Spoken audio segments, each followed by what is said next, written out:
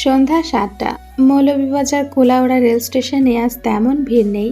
নীরব স্টেশনে এলো যথাসময়ে। হাতের ঘড়িতে সময় দেখে নিজের সময়ানুবর্তিতায় গর্বিত বোধ করল সে। প্রশস্ত বক্ষপট গর্বে আরো প্রশস্ত হলো। চারদিকে রাত নামলেও তার চোখে কালো সানগ্লাস, পরনে জঙ্গলি ছাপা জ্যাকেট, কালো ট্রাউজার। বুটের গটগটে আওয়াজ তুলে প্ল্যাটফর্মে থেমে থাকা ট্রেনের দিকে এগিয়ে গেল নীরব। ওর ইউনিফর্মের কারণেই হয়তো সবার কাছ থেকে আলাদা একটা অ্যাটেনশন পায় সর্বদা। আর এই বাড়তি অ্যাটেনশনকে ভীষণ উপভোগ করে নীরব। এই যেমন আশেপাশের মানুষের একটু চমকে ওঠা, চোখের তারায় ফোটা সামান্য ভয়, কিংবা অজানা সংশয়ের কারণে রাস্তা ছেড়ে দেওয়া, এসব দিনরাত এক করে হাড্ডি ক্ষয় করা ট্রেনিংয়ের অ্যাডভান্টেজ। নিজের অভিব্যক্তিতে ইস্পাত দৃঢ়, ভাবগম্ভীর্য অমলিন রইল ওর। থেমে থাকা ট্রেনে নিজের ট্রলি ব্যাগ সমেত গিয়ে বসল নির্ধারিত কেবিনে। 2 সিটের স্লিপার কেবিন, তবে অপর সিটে কেউ থাকবে না এমনভাবেই টিকিট কাটা হয়েছে। সারা রাতে জার্নি, গুরুত্বপূর্ণ কিছু ফাইল ঘাঁটতে হবে। এমতো অবস্থায় সাধারণত সিভিলিয়ানদের সঙ্গে চলাচল করলে কাজ করে স্বাচ্ছন্দ্য বোধ করবে না বিধায় 2টো টিকিট কেটেছে। কেবিনে গিয়ে জ্যাকেট খুলে শুধুমাত্র একটি পাতলা কালো টি-শার্ট পরে ল্যাপটপের শাটার ওপেন করে সিটে বসল সে।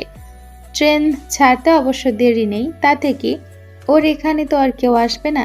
তাছাড়া এসি স্লিপার কেবিন হবার দরুন জানালার কাজ খুলে বাইরে কিছু দেখারও অবকাশ নেই। অতএব কাজ করা যাক। নিরিবিলি পরিবেশে ঠান্ডা মাথায় চিন্তা ভাবনা করলে রহস্যের সমাধানও হবে চটজলদি। সময় গড়াতেই ইতিমধ্যেই ট্রেন চলতে শুরু করেছে। ল্যাপটপ থেকে মুখ উঠিয়ে বাইরে তাকালো নীরব, তবে অন্ধকারে কিছু দেখতে অবশ্য পেল না। এমন সময় শুনল ওর কেবিনে দরজা ধাক্কাচ্ছে কেউ জোরে জোরে। সম্ভবত ভুলবশত কোনো সিভিলিয়ান এসে হাজির হয়েছে। কপাল কুঁচকে সেদিকে চেয়ে ছোট্ট করে বলল, কাম ইন। দরজা খুলতেই কুঁচকে রাখা কপাল আরও কুঁচকে গেল। গম্ভীর মুখে কিছু বলার আগেই দরজার ওপাশে দাঁড়িয়ে থাকা তরুণীর মেজাজ বিগড়ালো।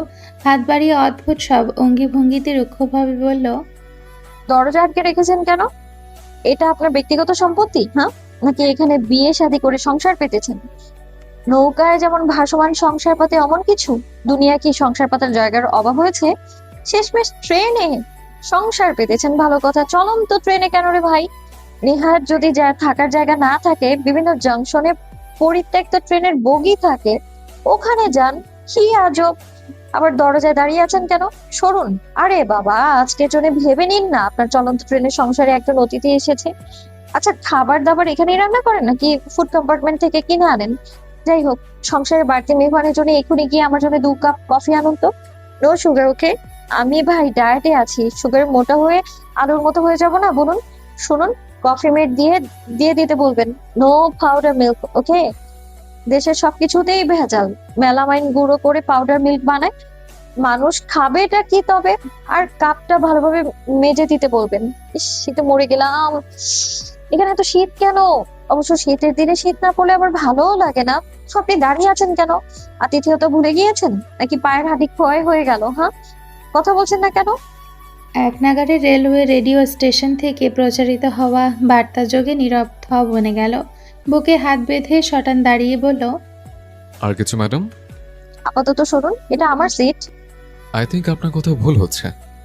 দেখুন মিস্টার হোয়াট এভার, রাত বিরাতে একা মেয়ে দেখেছেন বলে ঝামেলা করার সুযোগ খুঁজবেন না। কত দেখলাম আপনাদের মতো ছোকরাদের, সুন্দরী মেয়ে দেখলেই ছুক ছুক ছুক ছুক শুরু হয়ে যায়। এই যে দেখুন, এটা আমার কেবিন, এই 2 সিট নাম্বার আমার।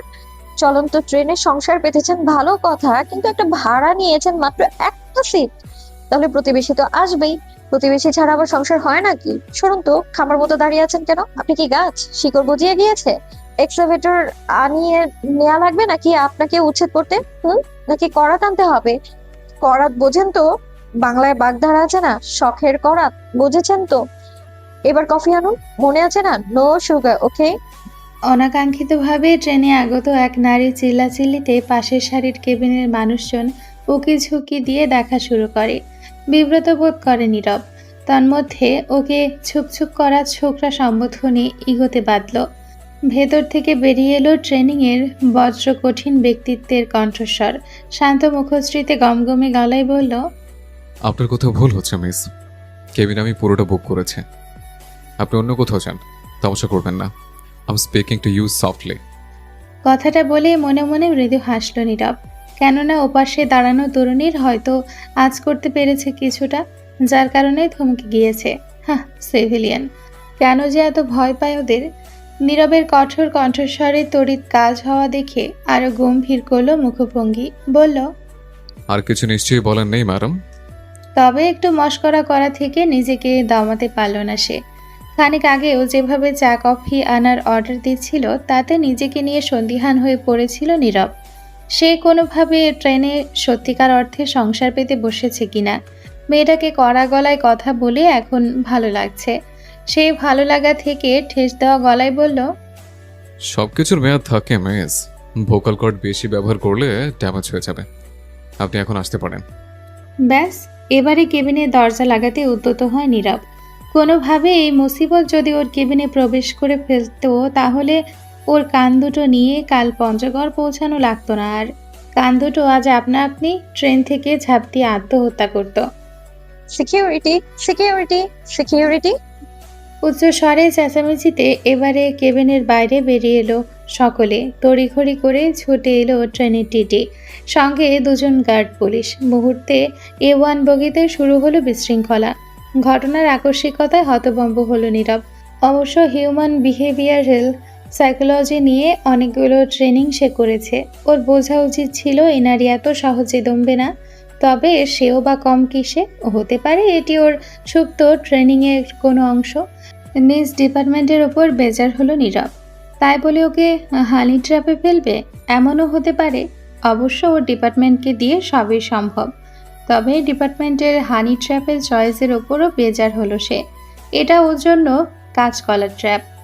এমন বাচাল হেডিকরূপী নারীর ট্র্যাপে আর যাই হোক নীরব কাবু হবে না।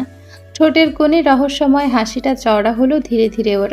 বুকে হাত বেঁধে অপেক্ষায় থাকলো তার জন্য বরাত কাঁচকলার যাত্রাপালা দেখতে। নাটক সিনেমা তো বহুদিন দেখা হয় না। যাক, ডিপার্টমেন্টের কল্যাণে একটু লাইভ টেলিকাস্টের বায়োস্কোপ উপভোগ করা যাবে ভরপুর। মেয়েটিকে এবারে তীক্ষ্ণ নজরে পরখ করল নীরব। চেহারা ছবি দেখতে গেলে ভালোই। পরনে বেগুনি কুর্তি, লেডিস ডেনিম জ্যাকেট, গলায় দু প্যাচ দিয়ে কালো ওড়না ঝোলানো, কানে ছোট্ট একজোড়া অ্যান্টিকের ইয়াররিং, চোখে মোটা কাজল টানা। তবে কাজলের বয়স হয়তো কয়েক ঘন্টা, কেননা কাজল লেপ্টে গিয়েছে অনেকটাই। তরুণীর গলায়ও একই ডিজাইনের লকেট এবং চেইন। লম্বা চুলে মোটা বিনুনি করে একপাশে ফেলে রাখা, কাঁধে বেশ বড় একটা ব্যাকপ্যাক। ইউনিভার্সিটি পড়ুয়া কোনো কিশোরী বলে ভ্রম হবে প্রথমে। তাই উচ্চবাচ্য না করে কিছুটা সন্দেহবশত চুপচাপ দাঁড়িয়ে থাকলো নীরব। তবে সে নীরব থাকলেও ওপাশে তরুণী শান্ত রইল না। তার স্বরে চেঁচিয়ে বলল, এক্সকিউজ মি স্যার, আমার টিকিট দেখুন। 1400 অনলি টাকা দিয়ে টিকিট কেটে ট্রেনে উঠেছি, আর এই যে সামনে দাঁড়ানো দেখে মনে হচ্ছে ভদ্রলোক, তবে আদতে ভদ্রলোকটির আচরণ মোটেও ভদ্রলোকের মতো নয়। উনি আমাকে কেবিনে প্রবেশ করতে দেননি, এমনকি আমার 1470 টাকাটা শুধুমাত্র ভুল বলে বিদায় করে দিতে চাইছেন সে আমায়। Now I demand explanation. টাকা কি গাছে ধরে? হ্যাঁ, খেটে খাওয়া মানুষের টাকা মেরে খেতে লজ্জা হওয়া উচিত না? আমাদের দেশের দামাল ছেলেরা বারংবার রক্ত দিয়ে স্বাধীনতা আনবে, আর এই ভদ্রলোকের মতো অভদ্র লোকেরা স্বাধীনতা খর্ব করবে। As a first grade citizen I demand justice now. Nirab জানে এবার কি হবে। হিরোগিরি দেখাতে পুলিশ সদস্যকে বেশ কিছু কথা শোনাবে, বাট রোলস আর রোলস। দুটো টিকিট তার নামে বুক করা। সুতরাং এই আপদমস্তক আপদ্রবী মেয়েটিকে নিজের কেবিনে কোনোভাবে জায়গা দিবে না নীরব বলে সে নিজ সিদ্ধান্তে অনড়। ভাবনাটা শেষ হবার সুযোগ না দিয়েই খেকিয়ে উঠল জোয়ান পুলিশ সদস্য। পিঠের ডামি আর গানটা শক্তপোক্তভাবে চেপে ধরে হম্বিদম্বি করে বলল, ওনাকে ভিতরে যেতে দিচ্ছেন না কেন? সমস্যা কি? স্বভাবতই ঠোঁটের কোণে সামান্য হাসি ফুটে আবার মিলিয়েও গেল নীরবে। মানিব্যাগে আইডি কার্ড রাখা, বের করে দেখালে পুলিশ সদস্য এমনকি টিসি অফিসার নগদে সালাম ঠুকবে। তবে নিজের পরিচয় গোপন রেখে স্বাভাবিকভাবেই বলল, আই বুকড হোল ক্যাবিন। মিথ্যে কথা, আমার কাছে টিকিট আছে, আপনি চেক। তরুণীকে বাকিটুকু বলার সুযোগ না দিয়ে নীরব নিজের টিকিট বের করে টিসি অফিসারের উদ্দেশ্যে বাড়িয়ে দিয়ে বলল।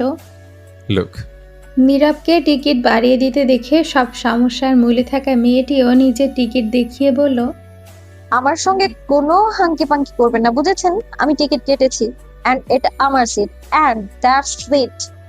আপনার না পোষালে ট্রেনের ছাদে উঠে ছাইয়া ছাইয়া গানের টিকটকে নাচুন আপনি। নীরব তার সামনে দাঁড়ালো। নারীর কথার রেলগাড়ির প্রতি উত্তরে কোনো কিছুই বলল না, এমনকি চোখ তুলে দেখলো পর্যন্ত না। এসব কাজ করার ট্র্যাপে ওকে ফেলা এত সহজ নয়। তার কথা হবে অফিসারের সঙ্গে। দুটো টিকিটে মনোযোগ সহকারে দেখলেন টিসি অফিসার। বিনীতভাবে বললেন, অনলাইনে সিস্টেমের গোলমালের কারণে একই টিকিট দুজনের কাছে বিক্রি হয়ে গিয়েছে।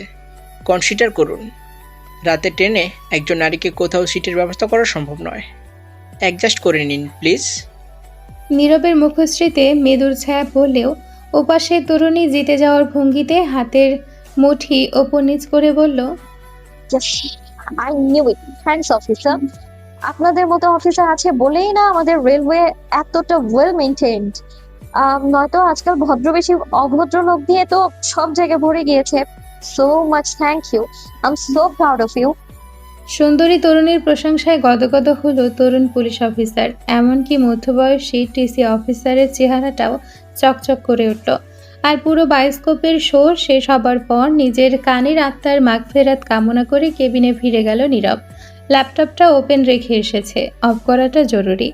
এমনও হতে পারে এই মেয়েটা ও শত্রুপক্ষের তরফ থেকে এসছে কোনো ইনফরমেশন হাতিয়ে নিতে। কোনো সম্ভাবনাকে হেলায় ফেলে রাখবে না নীরব। কেবিনে ফেরার আগে গম্ভীর মুখে শুধু বলল। This is not done. টুকটুক করে হেঁটে কেবিনে এসে কাঁধ থেকে ব্যাকপ্যাক নামিয়ে রাখল নীতি। নিজের মনে কাজ করলেও তার নজর রয়েছে অপর পাশে বসা মানুষটির দিকে। একা কামরায় এই লোকের সঙ্গে যাত্রা কতটা সেফ হবে? প্রথম দর্শনে ভদ্রলোক মনে হলেও ব্যাটা আস্ত না কুচো, আর না কুচো লোক দু চোখে সহ্য করতে পারে না নীতি। ব্যাকপ্যাক যথাস্থানে রেখে সিটে হেলান দিয়ে দুপা তোলে আরাম করে বসে বলল। এই যে অ্যাংরি ইয়াং ম্যান, কেবিনের বাইরে খুব তো টাফ লুক দিলেন। ধমকটা এমন দিলেন যেন গোটা ট্রেন আপনার নিজের সম্পত্তি। এখন হলো তো আমার সঙ্গে পাঙ্গা নিয়ে আজ পর্যন্ত কেউ জিততে পারেনি। হ্যাঁ, আরে ভাই, জেতার জন্য তো যে ব্রেনটা দরকার সেটাই তো সবার নেই। আচ্ছা, কয়টা বাজে? আজ আর একটু হলে আমার ট্রেন মিস হয়ে যেত। আর ট্রেন যদি একবার মিস হয়ে যেত না, বিয়ে কনফার্ম হয়ে যেত আমার। কয়েকবার পলক ঝাপটে নিজের অবস্থার জন্য বড়ই আফসোস হলো নীরবের। তবে ঘড়ির সময় জিজ্ঞেস করলো বলে গম্ভীর কণ্ঠে শুধু বলল। 7:30। 7:30 বেজে গেল অমনি? Time and tide wait for none. এই যেমন ধরুন আমার সময়, এটা তো থেমেই নেই। পরীক্ষা শেষ করে বাড়ি এসেছিলাম, এর মধ্যেই নাকি আমার বিয়ে দিয়ে দেবে দাদুর কোনো এক বন্ধুর নাতির সাথে। ছেলে নাকি সরকারি চাকরিজীবী। আচ্ছা আপনিই বলুন ভাই, এটা কোনো কথা? মানুষ চাঁদে জমি কিনছে, মঙ্গল গ্রহে পৌঁছে যাচ্ছে, ম্যারিয়ানা ট্রাঞ্চের অতলে চলে যাচ্ছে। এমন যুগে নাকি আমায় অদেখা কোনো এক সরকারি চাকরিজীবীর সঙ্গে বিয়ে দিয়ে দেবে? মগের মুল্লুক নাকি রে ভাই? ছেলেকে না দেখে বিয়েতে হ্যাঁ বলি, আর বাসর ঘরে ঢুকে দেখি ইয়া বিশাল থলথলে ভুঁড়ি, মাথায় টাক, বুক ভর্তি পশম, গায়ে পাঠার মতো গন্ধ, ইয়াক! তখন আমার কি হবে বলেন তো? নারীর শত দোষ আর ডিভোর্সের কলঙ্কে মাথায় নিয়ে চলাটা কতটা কঠিন হবে জানেন? তখন আমাকেই তো বলবে মানিয়ে নাও। আরে এটা মানিয়ে নেওয়া জিনিস? হ্যাঁ, থলথলে ভুঁড়ি আবার মানিয়ে নেয় কি করে বলেন তো? আর গায়ের গন্ধ, এও আবার মানিয়ে নেওয়া যায় নাকি? ছি, ইয়াক! সেই আমার দাদুর একই কথা, সে মরার আগে বিয়ে দেখে যেতে চায়, পুরো বাংলা ছবির কপি করে আমার জীবনটা সিনেমা বানাতে চাইছে জানেন? আরে ভাই বুইরা ভাম, তুই এমনিও মরবি অমনিও মরবি, মাঝখানে আমারে কুরবানি করার মানেটা কি? এটার কোনো মানে আছে বলেন তো ভাই? আপনি বলেন। আমি বেশি কিছু বলেছি? শুধু বলেছি পেট মোটা টাকলা সরকারি চাকরকে আমি বিয়ে করব না। বাড়ির সবাই এমন ভাবে কান্নাকাটি শুরু করেছে, উফ আমি পালিয়ে বাঁচলাম। আর সেই বাঁচা আপনি বানচাল করে দিচ্ছিলেন একটুর জন্য। আমরা এখন মুসাফির, একটু সমাজে চলবেন তো নাকি? হ্যাঁ, ননস্টপ বকবকে মাথা ব্যথা শুরু হলো নীরবের। আঙ্গুল ঘষল কপালে খানিকটা। কুলাউড়া স্টেশন থেকে ছেড়ে আসা পঞ্চগড়গামী ট্রেনের গতির সঙ্গে তাল মিলিয়ে চলতে থাকা বাক্যালাপে অতিষ্ঠ নীরব বিড়বিড়িয়ে বলল। তবে আমার কান তো একটু বুঝি আর বাঁচবে না। এর চেয়ে কঠোর ট্রেনিং আর দুটো নেই। 200 পুশ আপ করা সহজে মেয়ের বকবক শোনার চাইতে। কিছু বললেন? দুপাশে মাথা নাড়ল নীরব। ফের সে মনোযোগী হলো ল্যাপটপে। যদিও কনফিডেন্সিয়াল ফাইলগুলোকে সে অলরেডি লক করে ফেলেছে, এখন তার সামনে বসা চ্যাটার বক্সের আওয়াজ থেকে বাঁচার জন্য কানে ইয়ারবাডস গুজে চুপচাপ ল্যাপটপে কাজ করতে থাকে। তবে তার সামনে বসা নমুনার ওর কাজ করাটা হজম হলো না বোধ হয়। টেবিলে শব্দ করে ওর মনোযোগ আকর্ষণ করলো নীতি। কম্বল মুড়িয়ে বলল, আচ্ছা, আমরা যে একই টিকিটে দুজন কেটেছি, এটার টাকা কি আমি ফেরত পাবো? রিফান্ড রিকোয়েস্ট এক্ষুনি করে ফেলবো? কবে নাগাদ ফেরত দেবে? হ্যান্ড টু হ্যান্ড দেবে নাকি কুরিয়ার করবে? কিন্তু টাকা পয়সা কুরিয়ার করা যায়। আচ্ছা, টাকাটা লস যাবার সম্ভাবনা নেই তো? এই সরকারি চাকরিজীবীদের থলথলে ভুঁড়ি হয়ই দেশের মানুষের টাকা শুষে খাওয়ার জন্য, বুঝলেন? আর রেখেছে কিছু অগ্রাহ্য বাহিনীর সদস্য, কবে যুদ্ধ হবে সেই জন্য পেলে বসে এদের ভুঁড়ি থলথলে করে সরকার। আমি যদি প্রধানমন্ত্রী হতাম না, সব আর্মিদের রিক্সা চালাতে বলতাম, রাস্তা ঝাড়ু দেওয়াতাম। মানে তারা তো কোনো কাজ বাজই করে না, দেশের সেবার জন্য তাদের রাখা হয়েছে। এখন আপনিই বলুন, এতগুলো তো দেশেরই কাজ, এগুলো তো, তাই না? আজও কিন্তু আপনি তো ট্রাভেল করছেন নিজের টিকিটে। ও হ্যাঁ ভাই, ভুলেই তো গিয়েছিলাম। আসলে আপনি যেমন নাটক করলেন না, এটাকে আপনার সিটে ধরে নিয়েছি আমি। আচ্ছা, ট্রেন কখন পৌঁছবে জানেন? আমি না বাড়ি থেকে পালিয়েছি। চমকে গেলেন তাই না? জোর করে আমার বিয়ে দেয়া এত সহজ নয় তো। তোমার বিয়ে দেখতে মন চাইলে নিজে বিয়ে করো, তাই না? বলুন, আমার গলায় ঘন্টা বাঁধার দরকার কি রে ভাই? বিয়ে মানেই তো পেইন। তার উপর আবার বিয়ে কোথায় ঠিক করেছে জানেন? সেই চট্টগ্রাম। মানে আমি তো ওখানকার ভাষাও বুঝি না রে ভাই। দেখা যাবে আমাকে গালি দিয়ে দিল কেউ, আর আমি বুঝতেই পারলাম না। ইয়া আল্লাহ, ভাবতেই তো আমার মাথা ঘুরাচ্ছে।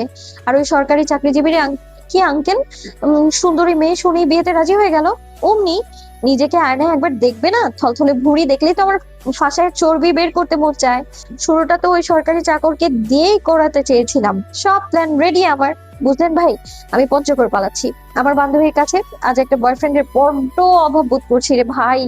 সে থাকলে অন্তত আমাকে আর এই আপনার মতো নিরামিষ লোকটার সাথে টিকিটে ভ্রমণ করতে হতো না। আসলে কি বলুন তো, বয়ফ্রেন্ড আরেকটা পেইন, বুঝলেন? মাঝরাতে বলবে তোমার শাড়িতে দেখতে ইচ্ছে হচ্ছে জান। কেন রে শালা হারামজাদা, শীতের রাতে কম্বল থেকে উঠিয়ে তোর শাড়ি পরে দেখাতে লাগবে কেন? এইসব ন্যাকামো না আমি আবার একদমই নিতে পারি না রে ভাই। ঘরে খেয়ে বনের মোষ আমি তারাই না। বিস্ফারিত নেত্রে সামনে বসা তরুণীর দিকে চেয়ে রইল নীরব। স্বভাবতই নিজের নামের মতো সেও নীরব, কিন্তু একটা মানুষ এত কথা কিভাবে বলতে পারে? আগামী 1 বছরে নীরব যত কথা বলতো সেই পরিমাণ কথাই মিয়ে আধা ঘন্টায় খরচ করে ফেলেছে। এই লাউডস্পিকারকে থামাতে হবে। সেই ভদ্রলোক আসলে বেঁচে গিয়েছেন আপনি পালিয়ে আসা। I am working, please don't disturb. বেশ কড়া স্বরে কথাগুলো বলা শেষ করতেই মেসেজ টোন বাজল নীরবের। প্রেরক তারই ছোট ভাই নিলয়। সম্ভবত কোনো মেয়ে ছবি পাঠিয়েছে। চলন্ত ট্রেনে নেটওয়ার্কের গতি কম থাকায় ছবিটা লোড হতে সময় নিচ্ছে। ছবির ক্যাপশনে নিলয় লিখেছে, তোমার কোরবানির বকরি। দাদাভাই জানিয়েছেন তুমি বিয়ে না করা অবধি দাদাভাই অনশনে বসবেন। Good luck bro. অনিচ্ছা সত্ত্বেও ছবিটার দিকে তাকিয়ে রইল এবং ছবিটা লোড হতেই আজকের সন্ধ্যায় দ্বিতীয়বারের মতো বনে গেল নীরব সাফওয়ান। কারণ ছবিটি আর কারো নয়, ওর সামনে বসা তরুণীর। একটা চলতে ফিরতে লাউডস্পিকার। এই সাংঘাতিক মেয়েকে বিয়ে করলে নীরব একেবারে নীরব হয়ে যাবে নির্ঘাত। ওরও তখন সামনে বসা মেয়েটির মতো বলতে মন চাইল, আরে বইরা ভাম, তুই এমনিতেও মরবি, অমনিও মরবি, মাঝখানে আমার কেন কোরবানি করবে? ভাবনাটা মনে আসতেই চমকালো নীরব। এইমাত্র সে এক আধা পাগল মেয়ের পাল্লায় পড়ে নিজের শ্রদ্ধাভাজন দাদাভাইয়ের মৃত্যু কামনা করে ফেলেছে। এটা কোনো মেয়ে নাকি ছোঁয়াচে রোগ? বিড়বিড় করে বলল, ইয়া খোদা সেভ মি। এই যে শুনছেন, কানে তুলো এটা রেখেছেন কেন? হ্যাঁ, কথা বলতে তো সমস্যা নেই। আজ রাতের জন্য আমরা প্রতিবেশী, ওকে? সেই দায়িত্ববোধ থেকে একটু কথা বলতে তো পারেন, angry young man. Laptop open করে খুটখাট করে কিছু একটা টাইপিং করলেও কাজে মন নেই নীরবের। সে নিজে দাদাভাইকে চেনে, আর চেনে বলেই ভয় হয়। সে শুনল ওপাশের রমণীর মিষ্টি কণ্ঠের ডাক, অথচ উত্তর নেবার প্রয়োজন বোধ করল না। কানে ইয়ারবাডস দিয়ে রাখা, তাই না শোনার ভান করে বসে থাকাটা অস্বাভাবিক কিছু নয়। তাছাড়া ট্রেনিংয়ে ওকে এক নাগাড়ে চুপ করে বসে থাকাটাও শেখানো হয়েছে। বিষাক্ত সাপ ছেড়ে দিয়ে ধৈর্যের পরীক্ষা নিয়েছেন সিনিয়ররা। সে সকল হাড়হিম করার ট্রেনিংয়ের ব্যাপারে সিভিলিয়ান কল্পনা পর্যন্ত করবে না। ট্রেনিংয়ের সাপটাকেও আজ ভালো লাগলো নীরবের। অন্তত জান বেরিয়ে গেলেও কান সই সালামাতে থাকতো। নীতি এবারে তুড়ি বাজালো নীরবের সামনে। হাতে একটা বই ছিল, সেটা দিয়ে সিটের উপর কয়েকবার বাড়ি দিয়ে বলল, শুনছেন এটা কোথায়? ঢাকার কাছাকাছি এসে পৌঁছেছি। ময়লা স্তূপের সুঘ্রাণ পেয়েছেন? পেলেই বুঝবেন উই আর ইন ঢাকা। ইট পাথরের একটা বিশ্রী শহর। ধুলো, ময়লা, জ্যাম, দূষণ, আর সব থেকে বাজে হচ্ছে সরকারি চাকরিজীবীদের ঘুষ খেয়ে থলথলে ভুঁড়ি নিয়ে ঘুরে বেড়ানো। শীত করছে না আপনার? আপনি কি পড়াশোনা করেন? অনার্স শেষ, রেজাল্ট কি ছিল? আজকাল নাকি সবার সিজিপিএ 4 হয়। আমি বলি আসলেই তারা কই? আমি তো তাদের চোখেই দেখি না। এখন আপনিই বলেন ভাই, ইউনিভার্সিটি একটা চিল করার জায়গা, সেখানেও সিজিপিএ নিয়ে প্যারা খাওয়া লাগে। আবার এই ল্যাব, এই অ্যাসাইনমেন্ট, ভাই বা ঘোড়ার ডিম, হাতির ডিম, টিকটিকির ডিম নিয়ে পুরো সেমিস্টার ঠেসে ঠুসে রাখে। এত পড়লে চিল করব কখন রে ভাই? আপনিও কি আমার মতো বাড়ি ছেড়ে পালাচ্ছেন?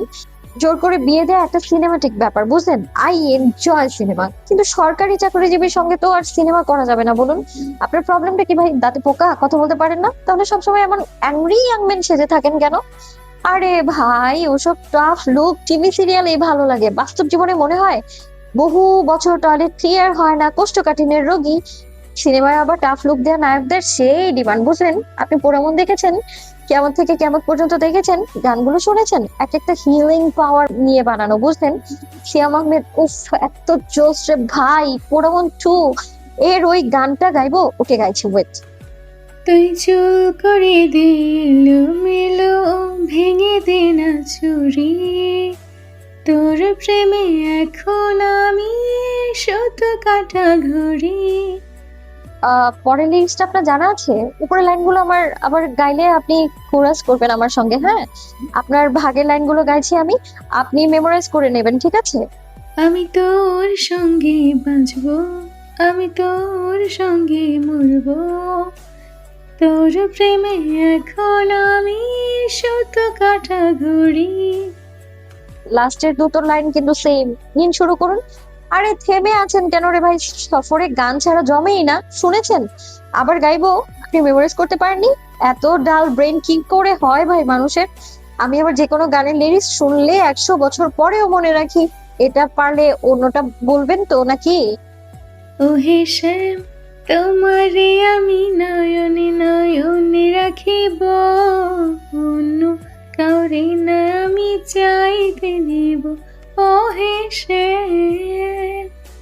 ক্রমাগত চলতে থাকা বকবকানিতে একটা লম্বা শ্বাস ফেলল নীরব। ওপরের দিকে তাকিয়ে, কেন এমন হচ্ছে ওর সঙ্গে? ওপরওয়ালা কি চাইছেন? হাড়ভাঙা করা ট্রেনিংয়ের পর শুধুমাত্র শ্রবণ শক্তি হারিয়ে ফেলার অপরাধে নীরবে 6 বছরের কষ্ট জলে যাক, তাও কি না এক আধা পাগলের জন্য? উঠে অন্য কোথাও চলে যাবে নাকি? এমন চপর চপর ওর কান দুটো আর নিতে পারছে না। দুপাশে মাথা নাড়াই, কিভাবে পরিত্রাণ পাবে? এই মেয়ের পিছু ছাড়ানোটা জরুরি। এই মেয়েকে সারা রাত সহ্য করা চেয়ে ক্রসফায়ার ডজ করা ভীষণ ইজি। না, সোর্স অফ ওনারধারী লেফটেন্যান্ট নীরব সাফওয়ান মোটেও হার মানবে না। তার লক্ষ্য হতে বিচ্যুতি সৃষ্টির মাধ্যম কাঁচকলা ট্র্যাপকে এক্ষুনি গোড়া থেকে উপড়ে ফেলবে নীরব। ল্যাপটপ নামিয়ে ট্রলি ব্যাগে রেখে তালা দিয়ে কেবিনের বাইরে বের হতে উদ্যত হয় নীরব। এমন সময় ট্রেন এসে থামল কোনো একটা প্ল্যাটফর্মে।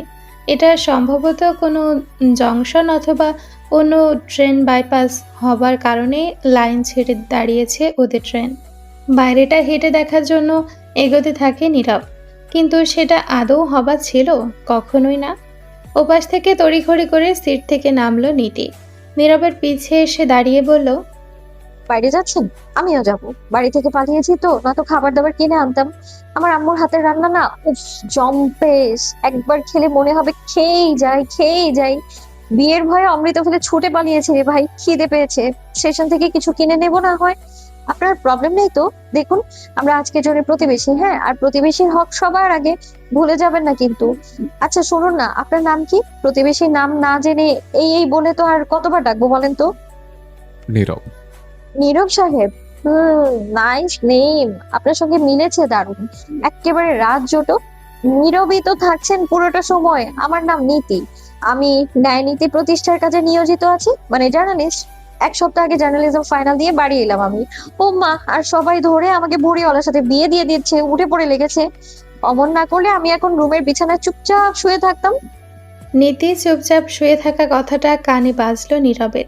না চাইতেও মুখ ফসকে বলল, তবে এটা হতে পৃথিবীর অষ্টম আশ্চর্য। বলে বুঝলো বলতা চাকে ঢিল ছুঁড়েছে। পাল্টা আক্রমণ এলো বলে, আমার রুমে থাকাটা আশ্চর্যজনক হবে কেন? কি বলতে চাইছেন? আমার রুমে আমি থাকবো না তো কি করব? থলথলে ভুঁড়িওয়ালার সাথে পেটের সাথে সাঁতার কাটবো আমি? দৈর্ঘ্য প্রস্থে 20 ফিটের বিশাল কামরা আমার, বুঝলেন? ম্যাচিং উডেন ফার্নিচার, ইটালিয়ান মার্বেলের মেঝে, টার্কিশ লাইটিং দিয়ে সাজানো আমার ঘরে আমিই থাকবো। এটা নিয়ে আপনি মস্করা করেন? হ্যাঁ, চেনেন আপনি আমায়? কতটুকু চেনেন? হ্যাঁ, সুন্দরী মেয়ে দেখলে মস্করা করতে মন চায়, তাই না? চোখ সরু করে ঠোঁটে ঠোঁট টিপে নীতির দিকে এক পলক তাকিয়ে কেবিনের দরজার কাছে ঝোলানো জঙ্গলি ছাপা জ্যাকেটটা গায়ে জড়িয়ে হনহনিয়ে বেরিয়ে গেল নীরব। যেন নিজের পরিচয় বোঝাতে চাইছে সেও একজন সরকারি চাকরিজীবী, আর্মিতে আছে, সুতরাং কথাবার্তা যেন একটু বুঝে শুনে বলে এমনটাই ইঙ্গিত করল নীরব। জ্যাকেট দেখে খানিক থমকালো নীতি। কপাল কুঁচকে কিছু বোঝার চেষ্টা করতে ঠোঁটের কোণে ফুটল রহস্যময় হাসি। স্টেশনে এসে একটা সিগারেট ধরালো নীরব। লম্বা টান দিয়ে ধোঁয়াগুলো উড়িয়ে দিয়ে যেয়ে থাকলো ট্রেনের দরজার কাছে। কেননা দরজার ফাঁকা দিয়ে উকি ঝুঁকি দিয়ে বারবার নিজের অস্তিত্ব জানান দিচ্ছে বাচাল মেয়েটা। তীক্ষ্ণ নজরে নীরব পর্যবেক্ষণ করতে থাকে মেয়েটিকে। কোথাও না কোথাও একটা ক্লু নিঃসন্দেহে পাবে মেয়েটিকে জব্দ করার।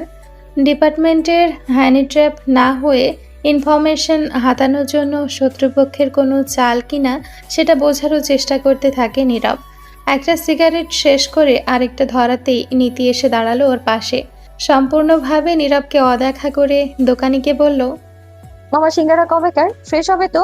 সয়াবিন দিয়ে ভেজেছেন নাকি মোটরসাইকেলের পোড়া মোবিল দিয়ে? কোনটা? আপনাদের ভাই এইসব ফাস্ট ফুড খাওয়ার বিষ খাওয়া তো একই কথা। টাকা দিয়ে বিষ কিনে খাই আমরা। সিঙ্গারা ফ্রেশ হলে 5টা দিন বাড়ি থেকে পালিয়েছি, বুঝলেন? আজই যে পালাবো সেটাও বুঝি নাই, নয়তো পেট ভরে খেয়ে নিতাম। আপনার 2 মাসের বাসি সিঙ্গারা খেতে আসতাম না একদমই।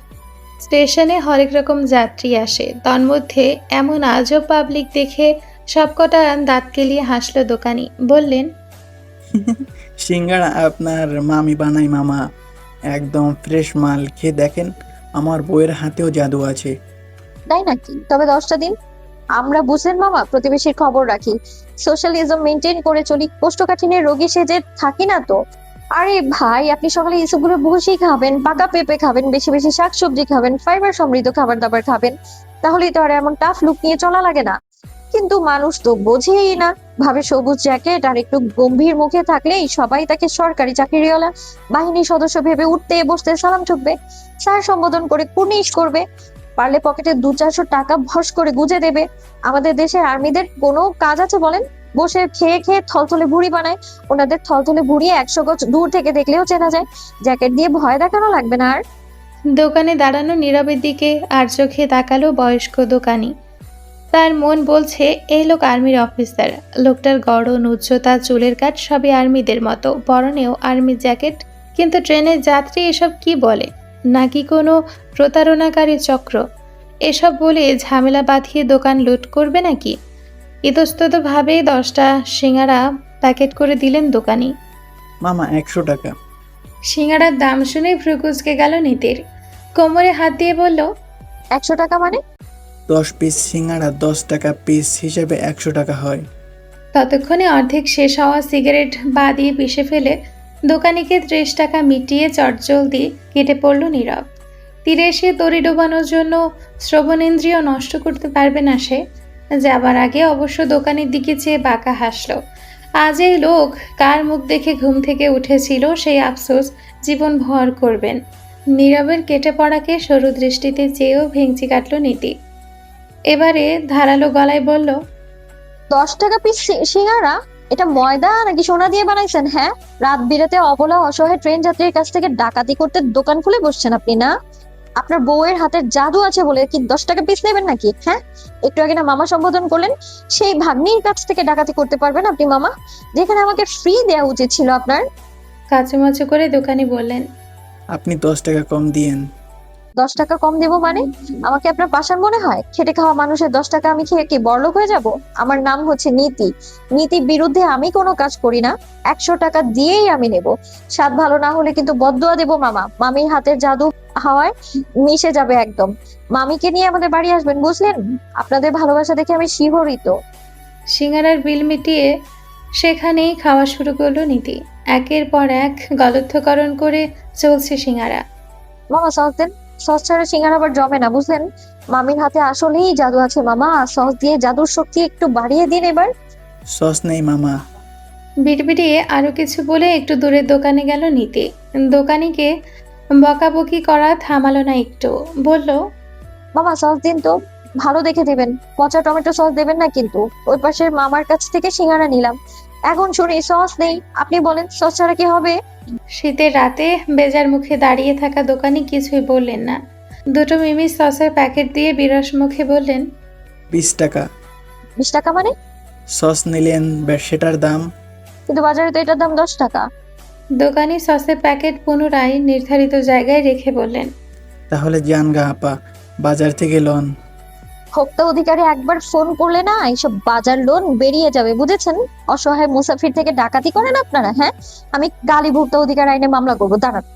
নীতির উচ্চবাচ্চে নরম হলো দোকানি। কাল থেকে আর দোকানই খুলবে না। কই থেকে আসে এসব পাগল ছাগল? বললেন, সামান্য 10 টাকা আপা। সামান্য 10 টাকা? হ্যাঁ, গাছের একটা পাতা ছিঁড়ে 10 টাকা চালাতে পারবেন? আমি তাহলে সসের দাম না দিয়ে দুটো পাতা দিয়ে দিই। নেবেন আপনি? বলুন, এই নেবেন? মুখটাকে কালো করে চুপ করে দাঁড়িয়ে থাকে দোকানি। বললেন, আপনি 10 টাকা দেন আপা। এই তো ট্রেন এবার লাইনে এসেছে। আমার সঙ্গে কেউ ঠকবাজি করে পার পায় না, হ্যাঁ? মনের আনন্দে সস মাখিয়ে সিঙ্গারা খেতে থাকা নীতি শুনল না চলন্ত ট্রেনের হুইসেল। ধীরে ধীরে আরম্ভ করতে শুরু করে পার্বতীপুর এক্সপ্রেস। বেখবর নীতি তখনও ব্যস্ত সিঙ্গারায় কলিজা খোঁজায়। নীরব ট্রেনের দরজা থেকে বাইরে তাকালো একবার। যা ভেবেছিল তাই, মেয়েটি ট্রেন মিস করে যাচ্ছে। সে শুনল চেঁচিয়ে বাচাল মেয়েটি বলছে, ওই কোষ্ঠকাঠিন্যের রোগী, চেন টানুন, আমি ট্রেন মিস করতে চাই না। সরকারি চাকরিজীবীর সঙ্গে আমার বিয়ে হয়ে যাবে রে ভাই। বাংলার একজন সুন্দরী রমণীকে বুড়িওয়ালার গলায় ঝুলিয়ে দিতে সাহায্য করবেন না প্লিজ? নীরব নীরব নীরব। ধীরে ধীরে মিলিয়ে গেল বাচাল মেয়েটির শব্দরা। মেয়েটির আর্তচিৎকারে বাঁকা হাসল নীরব। কড়া ট্রেনিংয়ের সুফল হিসেবে মানুষের নজর পড়তে পারে সে। এই মেয়েটিকে সাহায্য করতে গেলে এক্ষুনি ওকে টেনে ধরবে। সম্ভবত ট্রেনে তার আরও কিছু সহকারী আছে যারা ওর ল্যাপটপ হাতিয়ে নেবে।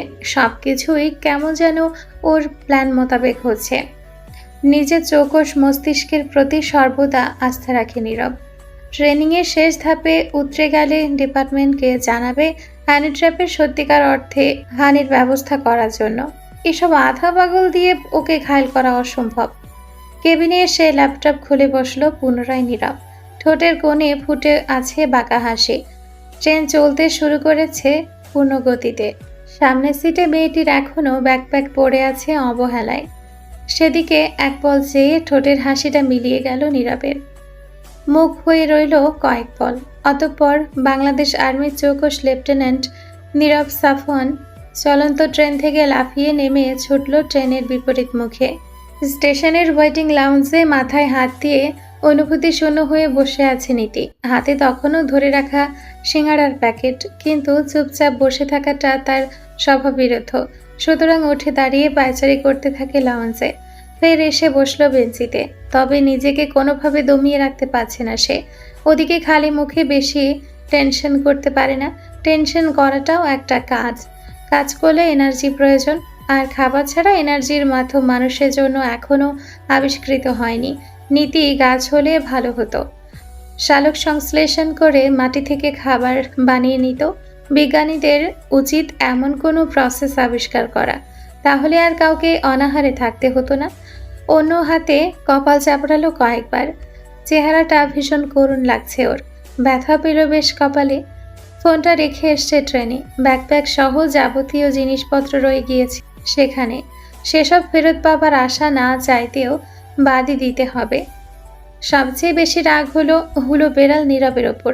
শালা যদি ট্রেনে চেন টানতো তাহলে হয়তো এখানে সবকিছু বিসর্জন দিয়ে নীতিকে বাসি সিঙ্গারা চিবোতে হতো না। নীরবের কথা মাথায় আসতেই রাগ আরো বেড়ে গেল নীতির।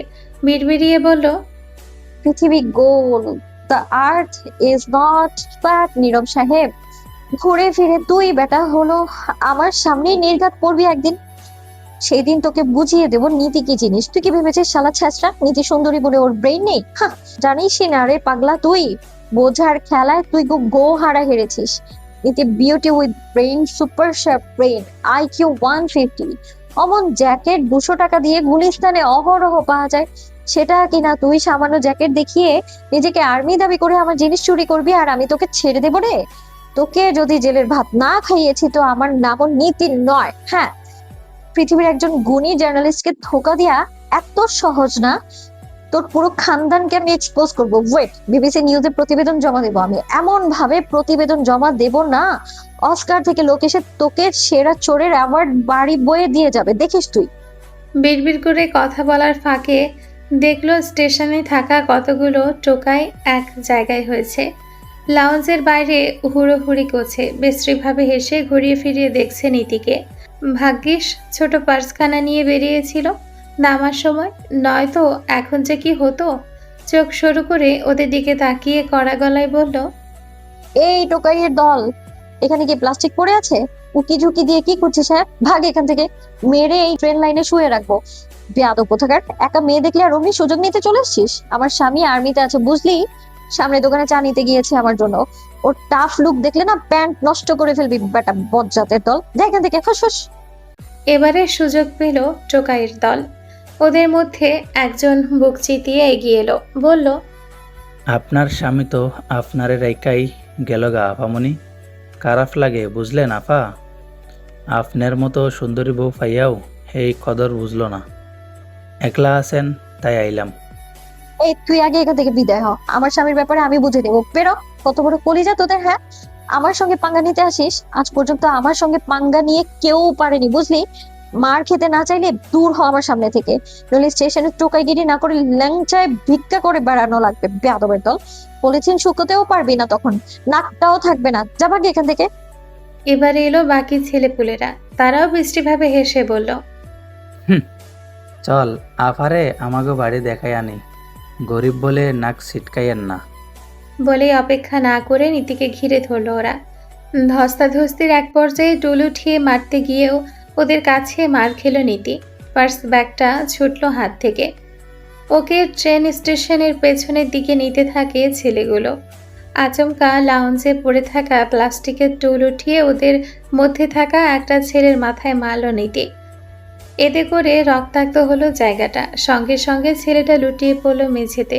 কান দিয়ে বের হলো সরু রক্তের ধারা। ছেলেটার অবস্থা পরখ করে তীক্ষ্ণ গলায় বলল, তোদের এতক্ষণ ধরে সাবধান করছি, অথচ শুনলি না তো আমার কথা। যা দ্রুত হাসপাতালে নিয়ে যা, নয়তো বাঁচবে না আবার। বলে ছেলেটার পিঠ বরাবর একটা লাথি দিতেই কেমন যেন ধনুকের মতো বেঁকে গেল ছেলেটা। শ্বাস নেওয়ার জন্য হাঁসফাঁস করতে থাকে। আর হতভম্ব হয়ে গেল বাকি ছেলেপুলেরা। এই মেয়ের এত তেজ! পার্সটা কুড়িয়ে বাইরে এসে প্ল্যাটফর্মের ওপর হাঁটতে থাকে নীতি। হইচই করে আহত ছেলেটাকে হাসপাতালে নিয়ে ছুটল বাকি তিনজন। ওদের দেখে আবারও খেকিয়ে উঠল নীতি। আজ তোদের ভাগ্য ভালো আমার যাবার তার আছে, নয়তো মেয়েদের অসম্মান করার চেষ্টায় তোদের সবটাকে জ্যান্ত পুঁতে ফেলতাম আমি। বলেছি না, আমার সঙ্গে একদম পাঙ্গা নিয়ে আজ পর্যন্ত কেউ জিততে পারেনি। কথাটা বিশ্বাস হয়নি না? ছোট্ট একটা ট্রেইলার দেখালাম, এখন আবার ফুল মুভি দেখতে চাস না? তাহলে আর মাটির উপর থেকে দেখতেই পারবি না, বুঝেছিস? পালা, নয়তো নাক বরাবর খাবি একদম। আতিপাতি করবি না, যা পালা। ছেলেগুলো পালিয়ে গেল দৌড়ে। সেদিকে চেয়ে আরও কিছুক্ষণ কটমট করল নীতি। রাত বাড়তে কুয়াশাও বেড়েছে। শীতটা পড়ল বেশ জাঁকিয়ে। স্টেশনে সিমেন্ট দিয়ে বানানো ফলকে জায়গার নাম দেখাচ্ছে চাতালগাঁও। এমন জায়গার নাম এর আগে কোনোদিন শোনেনি নীতি। সুতরাং এটা কোথায় উপরওয়ালা জানেন শুধুমাত্র। That was good. একাকী স্টেশনে কুয়াশা ভেদ করে আসা কণ্ঠস্বর শুনে ভ্রু কুঁচকে গেল নীতির। বলল, আবার কোন উজবুক এসে হাজির হলি রে ভাই? তোরা বুঝতে পারছিস না কেন? আমার পালানোটা জরুরি ভাই। সরকারি চাকরিজীবীর থলথলে ভুঁড়ি থেকে আমার ছেলে পাঠিয়ে দিতে সবাই একযোগে ষড়যন্ত্র করে লিপ্ত হয়েছে। আল্লাহ, আমি তো বিয়ে করব না বলে পণ করিনি, শুধু বলেছি একটু হ্যান্ডসাম লোককে বিয়ে করতে চাই। এতে আমার দোষটা কোথায়? সবাই একযোগে আমার সর্বনাশে মত্ত কেন হলো? উফ। নীতির বকবকানির মাঝে সামনে এলো নীরব। তার ঠোঁটের কোণে রহস্যময় হাসি, হাতে জ্বলন্ত সিগারেট। নীরবকে দেখতেই চিরবির করে উঠল নীতি। তেড়ে মেরে সামনে গিয়ে দাঁড়ালো কোমরে হাত দিয়ে, আরেক হাতে নীরবের সামনে তুড়ি বাজিয়ে বলল, আপনি এখানে এলেন কি করে? তবে প্রতিউত্তরে কিছু বলল না নীরব, শুধু ঠোঁটের কোণের হাসিটা চওড়া হলো খানিকটা। কথা কেন বলছেন না? আপনি মানুষ তো নাকি আমার ট্রেনের প্রতিবেশীর রূপ ধরে কোনো জিন হাজির হয়েছেন নাকি আবার? দেখুন ভাই সাহেব, আপনি জিন হন কিংবা ইনসান, আপাতত আমার সঙ্গে পাঙ্গা নেবেন না। আমার মেজাজ প্রচন্ড রকম খারাপ হয়ে আছে। যাকে সামনে দেখছি না তাকে মারতে ইচ্ছে করছে আমার এখন। এই যেমন এখন মন চাইছে আপনার মাথার চুলগুলো টেনে টেনে সব ছিঁড়ে উপড়ে ফেলতে, একদম পেট ফাঁসায় তাতে কিছু রেলের পাথর ভরে দিতে। আরো অনেক কিছু আছে। আর আমার কাছে বিপদের সামগ্রী যে সেসব যদি একবার বের করি না, ভয়ই অজ্ঞান হয়ে যাবেন। বাই দ্য ওয়ে, আপনি যার রূপ ধরে এসেছেন না তার বিষয়ে একটা সিক্রেট বলি। আমি আবার মানুষ দেখলে তার সিক্রেট ধরে ফেলতে পারি। আমার আইকিউ 150, বুঝলেন? অনেক বেশি না? সবাই ভাবে সুন্দরী মেয়েদের আইকিউ নাকি অনেক লো হয়। জানবেই বা কিভাবে সবাই বলুন? আমার সঙ্গে সাক্ষাৎ হলে তবেই না তাদের ধারণা পাল্টে যাবে। পৃথিবীতে এখনো আমার মতো বিউটি উইথ ব্রেইন এক্সিস্টই করে। আর ওই লোকটা যার কথা বললাম, সে একটা বাটপার, পকেটমার। আমার পার্স চুরি করতে গিয়ে ধরা খেলো। আমার তো মনে হয় সে একজন ওয়ান্টেড ক্রিমিনাল। সিগারেটটা পায়ে পিষে আরও একটা সিগারেট ধরালো নীরব। ধোঁয়াটা ছেড়ে বলল, আপনি সবসময় এমন বাচালগিরি করেন মিস প্রীতি? আপনি আমার নাম জানেন কিভাবে? তার মানে আপনি জিন নন নাকি কোনো গুপ্ত জাদুকরের নাম জেনেছেন আপনি? হ্যাঁ, তাহলে একটু সাহায্য করুন প্লিজ। কিছুক্ষণ আগে একটা ট্রেন পাস হয়েছে না, এদিক দিয়ে আমাকে উড়িয়ে ট্রেনটাতে দিয়ে আসুন না। একটু সিট নাম্বার আমার 1400 টাকা দিয়ে টিকিট কেটেছিলাম আমি। প্রথমে অবশ্য এক ভবঘুরে আমাকে জায়গা দিতে চায়নি, কিন্তু আমি জায়গা ছাড়িনি, আদায় করে নিয়েছি। পঞ্চগড় যাচ্ছি আমি বান্ধবীর কাছে। ফেসবুকে পরিচয় হয়েছে, বারবার যাবার জন্য বলে। এবার সুযোগ পেলাম, সুযোগটা কাজে লাগাচ্ছি। আপনি কোথায় যাচ্ছেন? ট্রেনটা আপনাকে রেখে চলে গেল নাকি আপনি মিস করলেন আমায়? আপনাকে মিস করছিলাম। দেখুন, কেবল এক পাল টোকাই বিদায় করেছি, আবার আপনি শুরু করে যাবেন না। এই দেখুন আমার কাছে কি আছে, পেপার স্প্রে। চোখে দিয়ে দেবো কিন্তু আমি। আপনাকে একটা কথা শেয়ার করি, আমার কাছে লাফিং গ্যাসও আছে, সালফিউরিক অ্যাসিডও আছে 1 বোতল। এই টোকাইগুলোকে মেরে কাজ না হলে এসে ঢেলে দিতাম আমি। তার আগে অবশ্য লাফিং গ্যাস ছাড়তাম, হেসেই মরে যাক টোকাইগুলো। এতে কাজ না হলে তখন সালফিউরিক অ্যাসিড ইউজ করতাম। দেখেছেন, আমি বলেছিলাম না আমি বিউটি উইথ ব্রেইন। প্রমাণ পেলেন তো? পেলাম, কিন্তু আপনার ব্যাগ তো ট্রেনে ফেলে এসছেন। আপনার আইকিউ এত কম কেন? এই যে পার্স, ব্যাগ এখানে রেখেছি সব। চলুন না নীরব সাহেব এখন। যেতে পারি, but I have a condition. You have to keep your mouth shut. Can you do that? নীরবের সামনে একটু এগিয়ে দাঁড়ালো নীতি। ঠোঁট টিপে একটু রহস্যময় হেসে বলল, শর্ত, ট্রেন থেকে হিরোর মতো লাফিয়ে নামার আগে খেয়াল রাখা উচিত ছিল আমি মোটেও বেশি কথা বলি না, ওকে? বরং আমার সঙ্গে থাকার জন্য আপনাকে আমার শর্ত মেনে নিতে হবে, নয়তো আমি আপনাকে চিনি না। আচ্ছা, জি, এই যে কোষ্ঠকাঠিন্যের রোগীর চেহারা নিয়ে আমার সামনে আসবেন না আর। আপনাকে দেখলেই আমার গায়ের মধ্যে চিরবির চিরবির করে ওঠে। আপনাকে উথাল পাথাল মারতে মন চায় আমার। আপনার জন্য আমার ট্রেনটা মিস হয়েছে। আপনি ট্রেনের চেন টানলে আমার এখন আপনার চেহারা দেখা লাগতো না। আর না, আমারই ভুল। শোনেন নীরব ভাই, আপনাকে আমি চিনি না। আমাকে ফলো করবেন না একদম। আপনার রাস্তা আমার রাস্তা ভিন্ন টোটালি। আপনি একটা কুফা আমার জন্য। বলেই সেখান থেকে চলে এলো নীতি। প্ল্যাটফর্মে টানা পায়ে হেঁটে এগিয়ে যেতে থাকে। নীরবের ঠোঁটে তখনও রহস্যময় হাসি। সেই হাসি নিয়ে ফিচেল গলায় বলল, কিন্তু আমি আপনাকে ভালোবেসে ফেলেছি নীতি। আপনাকে ছাড়া বাঁচবো না। Please marry me. আপনি? চেপা ডগায় থাকা শব্দটুকু কোনোভাবে শেষ করতে পারল না নীতি। বারবার চোখের পলক ঝাপটে বিস্ফারিত নেত্রে চেয়েই থাকলো কুয়াশা গায়ে মেখে স্টেশনের রংচটা পিলারে হেলান দিয়ে দাঁড়ানো পরিচিত যুবকের দিকে। নিজের কানকে বিশ্বাস করাতে পারে না নীতি। আজ পর্যন্ত এমন পরিস্থিতিতে নীতি কোনো দিন পড়েনি। মস্তিষ্ক শূন্য লাগছে কেন এমন? শব্দগুলো যেন বাক্য গঠন করতে ভুলে গিয়েছে নীতির নিউরনের অভ্যন্তরে। আচ্ছা, এই মুহূর্তটাকে কি বলে? বাঘারা? হ্যাঁ, বাঘারাই তো। ইংরেজিতে যাকে বলে স্পেসলেস। সামান্য ট্রেনে মোলাকাত হওয়া এক বাটপারগিনা ভবিষ্যতের উজ্জ্বল প্রস্ফুটিত জার্নালিস্ট নীতিপ্রিয়া সাহাকে স্পিচলেস করে ছেড়েছে। এই লোকের এত সাহস হয় কিভাবে? রাত বিরেতে একা সুন্দরী মেয়ে দেখলো আর অমনি প্রেমে পড়ে গেল। গুলি মেরে উড়িয়ে দেবে সে লোকটাকে, অবশ্যই দিবে। অন্যদিকে পিলারে হেলান দিয়ে দাঁড়ানো লেফটেন্যান্ট নীরব সাপওয়ান হিসেব কষে চলেছে সময়ের। সন্ধে থেকে ননস্টপ সম্প্রচারিত হওয়া লাইভ লাউডস্পিকার সার্ভিসকে কিছু সময়ের জন্য ভ্যাবাচ্যাকা খাওয়াতে পেরে নিজেকে নিয়ে বড়ই গর্বিত হলো সে। এমন গর্বিত নীরব যেদিন মিলিটারি একাডেমি থেকে সোর্স অফ অনার পেয়েছিল সেদিনও হয়নি। তবে লাউডস্পিকার বেশিক্ষণ থেমে থাকবে না অবশ্যই, সামান্য সময়ের জন্য মিউট হয়েছে শুধুমাত্র। এটা মেয়ে নয়, ল্যান্ডমাইন। নীরব সে ল্যান্ডমাইনে কদম রেখেছে জেনে বুঝে। এখন বাঘ বিস্ফোরণে পড়ে ছারখার হওয়া শুধুমাত্র সময়ের অপেক্ষা। নীতি বিমূঢ় ভাব ততক্ষণে সামলে উঠল অল্প সময়ে। তার চোখ অবিশ্বাস, কপাল কুঁচকে সন্দিহান হয়ে ফের কোমলভাবে শোধায়, আপনি আমায় কি বললেন? নীরবের ঠোঁটের কোণের হাসিটা তখনও অমলিন। সিগারেটের ছাই ফেলে আবারও ঠোঁটে চেপে ধরল, লম্বা টান দিয়ে ধোঁয়াটা ছেড়ে বলল, you heard me right miss Niti? Tick tick tick.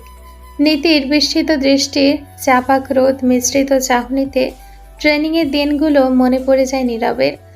Bomb diffuser কোর্সে যেমন ধুকপুকানি নিয়ে বোমের ডিফিউজ ওয়্যার কেটে অপেক্ষা করত, নীতির বিস্ফোরণের জন্য তেমন আগ্রহ ভরে অপেক্ষায় না থেকে পা বাড়ালো সামনের দিকে।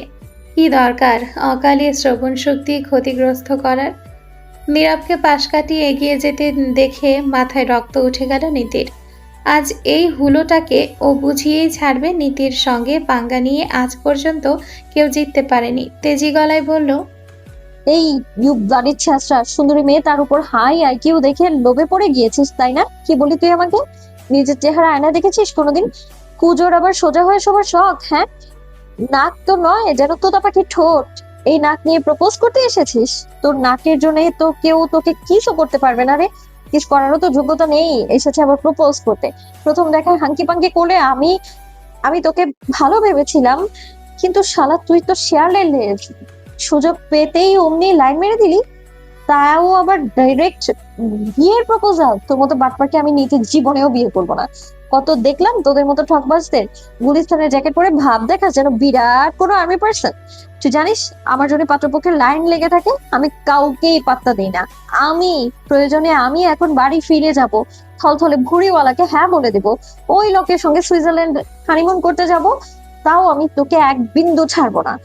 ওই টোকাইগুলোর পাশের বেডে তোকেও ভর্তি করিয়ে দেবো আমি। আমি তো এমনিতেই জার্নালিস্ট হইনি, কুংফু শিখেছি, ক্যারাটে পারি, কিছু নার্ভ অ্যাটাক ও মুভসও জানি আমি। উদীয়মান জার্নালিস্ট দেখে বসে খেলে থলথলে ভুঁড়ি বানানোর জন্য এইটুকু সময়ের মধ্যে প্রেমের নকশা তৈরি করে ফেলেছিস। শালা বাটপার কোথাকার। তোকে এমন ডলার দেবো না যাকে বলে বাংলা ডলার। চিনিস তুই আমাকে, হ্যাঁ? বাকি কথাগুলো শোনার প্রয়োজন অনুভব করলো না নীরব। সে এগিয়ে গেল নীতিকে একদম অদেখা করে পাশ কাটিয়ে। বলতার চাকে ঢিল মেরে সেখানে দাঁড়ালে হুলের গুঁতো খাওয়াটা বাধ্যতামূলক হয়ে যায়। নীরব অবশ্যই হুল ফোটানো খেতে ইচ্ছুক নয়, সুতরাং বাচাল বলতার হুল থেকে বাঁচতে নীরব বেশ দ্রুতই হাঁটছিল। ট্রেনিংয়ে ঘন্টায় 5 কিলোমিটার হাঁটানোর অভ্যেস করেছে ওদের, সুতরাং হাঁটতে বেশি অসুবিধে হলো না ওর, বরং শীত গায়ে মেখে হাঁটতে ভালো লাগছে। এই লাউডস্পিকার না থাকলে নীরব সময়টা উপভোগ করত। ওর জীবন চলে রোবোটিক ওয়েতে, আজ কিছুটা ব্যতিক্রম ভালো লাগছে। নীতির বেশ কষ্ট হলো তাল মেলাতে। মুখ আর পা দুটো একসঙ্গে চালানো তো আর জায়গায় কথা নয়। ওদিকে হুলোটা হাত থেকে বেরিয়ে যাচ্ছে, হাঁপাতে হাঁপাতে একটু জোরেই চেঁচালো, এখন পালিয়ে যাচ্ছিস কোথায়? বিয়ে করবি না? তুই নাকি মরে যাবি আমাকে না পেলে? এতটুকু দম নিয়ে আমার প্রপোজ করেছিস তুই আমায়? এখনো বুঝে উঠতে পারিস না আমি কি জিনিস? বলি কি যাত্রাপালা করিস নাকি? সব দম শেষ, হ্যাঁ? তোর চোখ আমি পেপার স্প্রে দিয়ে গেলে দেবো একদম, তারা বলছি। হাঁটার গতি খানিকটা কমিয়ে পিছু ফিরে এলো নীরব। বেশ ভদ্রভাবে ঠোঁট টিপে হাসলো, যেন নীতিকে রাগিয়ে দেওয়ার মতো এহেন কোনো কথা তার কণ্ঠনালী হতে নিঃসৃত হয়নি কখনোই। ঠোঁটের হাসিটা অমলিন রেখে নীরব ফের ভদ্রভাবে বলল, আপনি আমার পেছনে নিয়েছেন কেন মিস নীতি? একা ভয় পাচ্ছেন? You want to help? আপনি আমাকে কি বলে এসেছেন খেয়াল আছে? আমাকে যা তা বলে পার পেয়ে যাবেন ভেবেছেন আপনি? পার পেতে চাইলে কি ফিরে আসতাম? তো এখন কি চাইছেন? আমাকে বিয়ে করবেন, যার কারণে পিছু নিয়েছেন? আপনাকে আমি কোন দুঃখে বিয়ে করতে যাব? বিয়ে মানুষ সুখের জন্যই করে, ইউনো, শারীরিক সুখ। আফটার অল আপনি একজন জার্নালিস্ট, জানারই কথা। দেখুন, সত্যি দেখাবেন? স্যার রুম লাগবে? নীতি প্রতি উত্তরে কিছু বলবে তার আগে কুয়াশার আড়াল থেকে বেরিয়ে এলো মধ্যবয়স্ক এক লোক, পরনে লুঙ্গি, তার উপরে হাঁটু পর্যন্ত ঢাকা রংজলা উইন্ডো ব্রেকার, এক ধরনের শীতের পোশাক, আমাদের দেশীয় নয়, উচ্চবিত্ত দেশগুলো থেকে আসে রিইউজের জন্য। নাক মুখ মাফলার দিয়ে ঢেকে রেখেছে লোকটি, তার উপর আবার জড়ানো বড় শাল চাদর। লোকটাকে দেখে বুঝতে বাকি রইল না নীরবের, কোন রুমের দিকে ইঙ্গিত করেছে। মুহূর্তে বেরিয়ে এলো মিলিটারির কড়া মেজাজ, ধমকে উঠে লোকটিকে বলল, না। তবে সেই লোকও নাছর বান্দা। মাফলারটা মুখের ওপর থেকে নামিয়ে পান খাওয়া দাঁত বের করে ইঙ্গিতপূর্ণ হাসলো, বলল, আপনাকে অনেকক্ষণ ধইরা দেখতাছি। আমার কাছে একেবারে সেফ জায়গা আছে, কাকপক্ষীও টের পাইব না। স্টেশনে দাঁড়ায় আর কতক্ষণ থাকবেন? ইউ? ধমকে উঠল নীরব। ট্রেন থেকে নেমে জীবনের সবচেয়ে বড় ভুল আজ সে করে ফেলেছে। ডিপার্টমেন্টের কোনো ট্র্যাপ যদি এটা হয়েই থাকে, তবে লেফটেন্যান্ট নীরব সাফওয়ান শূন্য পেয়েছে। নিজের লক্ষ্য পূরণে একাংশে পিছিয়ে গেল নীরব। নিজ সিদ্ধান্তে প্রথমবারের মতো আফসোস হলো নীরবের। নীরবকে চুপ থাকতে দেখে এবারে নীতিকে উদ্দেশ্য করে লোকটা বলল, আপামনি, ভাইয়ে রাজি হইতেছে না, রেট বেশি চাইতেছেন। নন, আমি আপনাকে মীমাংসা কইরা দিতেছি। ভাই, আপনি আর 50 টাকা বাড়াই দিয়েন, আমারে কিছু চা পানি খাওয়ার জন্য দিয়েন, তাতে হইব। নতুন কাস্টমারদের আমি ছাড় দিয়া চলি, হাজার হোক, ব্যবসা করতে আইছি, সবার খেয়াল তো রাখতে লাগবো। ধৈর্যের বাঁধ ভাঙল নীরবের। লোকটা আর একটা শব্দ উচ্চারণ করতে পারল না, কেননা নাক বরাবর একটা ঘুষি মেরে দিয়েছে নীরব। মিলিটারি একাডেমিতে বক্সিং চ্যাম্পিয়ন লেফটেন্যান্ট নীরব সাফওয়ানের এক ঘুষিতে জ্ঞানশূন্য অবস্থায় মাটিতে লুটিয়ে পড়ল লোকটা। শুকনো একটা ঢোক গিল নীতি। এমন ডেঞ্জারাস লোককে উল্টাপাল্টা কথা বলা মোটেও ঠিক হয়নি, তবে নীতি যে ভয় পেয়েছে এটা বুঝতে দেবে না। কোমল গলায় বলল, আপনি বক্সিং জানেন নীরব সাহেব? আপনি সারা রাত এখানে দাঁড়িয়ে আর কোন উদ্ভট লোকের পাল্লে পড়ার জন্য দাঁড়িয়ে থাকবেন মিস নীতি? মিলিটারি ধমক খেয়েও দমল না নিতে। সেও সমান তেজ নিয়ে বলল, এইসব কিছুর জন্য আপনিই দায়ী। এবার আমাকে ট্রেন পর্যন্ত পৌঁছানোর দায়িত্ব টোটালি আপনার, নয়তো আমি আপনার নামে কেস করবো। ফ্রড আর্মি সেজে সিভিলিয়ানকে ভয় দেখিয়ে বেড়ান আপনি। আর আমি জেনে গিয়েছি সেটা আপনি বক্সিং পারেন, আমিও ক্যারাটে পারি, সুতরাং আপনার ভয়ে আমি একদমই পিছুপা হব না। এতটুকু বলেই থামল না নীতি। তারপর করুণ স্বরে কাকতি মিনতি করে নীতি দুহাত জোর করে বলল, আমার পঞ্চগড় পৌঁছে দিন না নীরব সাহেব। একজন জার্নালিস্টকে থলথলে ভুঁড়িওয়ালা চাকরিজীবী, সরকারি চাকরিজীবীর চর্বির নিচে হারিয়ে যাওয়া থেকে বাঁচিয়ে নিন না প্লিজ। আমি জানি মনুষ্যত্ব এখনো বেঁচে আছে, সেই জন্যই তো নিজের কথা চিন্তা না করে আপনি চলন্ত ট্রেন থেকে আমার জন্য ঝাঁপিয়ে পড়েছেন। Please help me, please please please please. নীতির শেষ কথাগুলো শুনে একটু বিব্রত হলো নীরব। শিথিল হলো মেজাজের পাল্লা। আসলেই এই বাচাল মেয়েটির জন্য সে চলন্ত ট্রেন থেকে ঝাঁপিয়ে পড়েছে। যদিও এটা ওর জন্য বড় কোনো বিষয় নয়। ট্রেনিংয়ের সময় জাপানের বুলেট ট্রেন থেকে লাফানোর ট্রেনিং করেছে নীরব।